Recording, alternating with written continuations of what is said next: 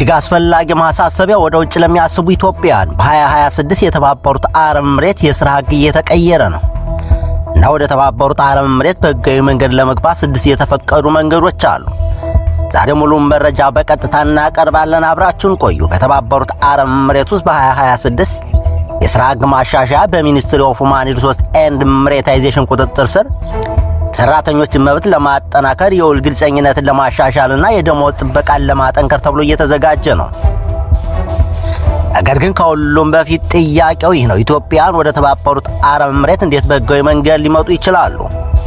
እነሆ 6 ሕጋዊ መንገዶች። አንደኛ የሥራ ቪዛ ወይም ኤምፕሎይመንት ቪዛ ሲሆን ከተባበሩት አረብ ኤምሬት ውስጥ ኩባንያው የሥራ ጥሪ ካገኙ በኋላ የሚሰጥ ቪዛ ሲሆን ይህም በሚኒስትሪ ኦፍ ሁማን ሪሶርስ ኤንድ ኤምሬታይዜሽን የተፈቀደ ሂደት ነው።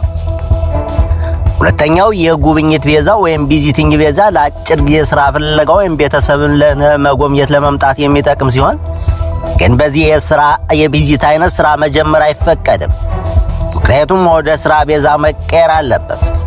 ሶስተኛ የቱሪስት ቪዛ ሲሆን ለጉብኝትና ለአጭር ቆይታ ሥራ ለመስራት አይፈቀድም እና ከሕግ ጋር የተጣራ መሆን ይጠበቅበታል።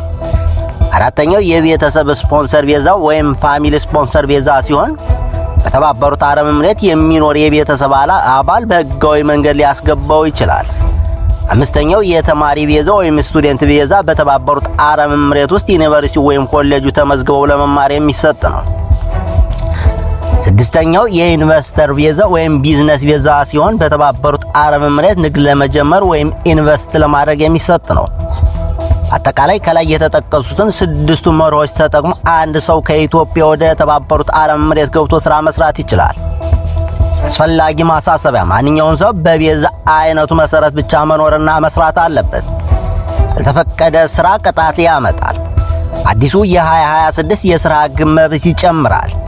ግን ሕጋዊ መንገድን ብቻ ይጠቀሙ። ዛሬ የሚወሰነው ውሳኔ ነገ ሕይወትን ይቀይራል። ሕጋዊ መንገድን ይምረጡ። ይህ ነበር የዛሬው ኃይለኛ ቀጥታ ሪፖርት። ተከታተሉ፣ አጋሩ። ሁሌም ትኩስ መረጃ ከኛ ጋር ይቀበሉ። ሰላማችሁ ይብዛ። ሰላም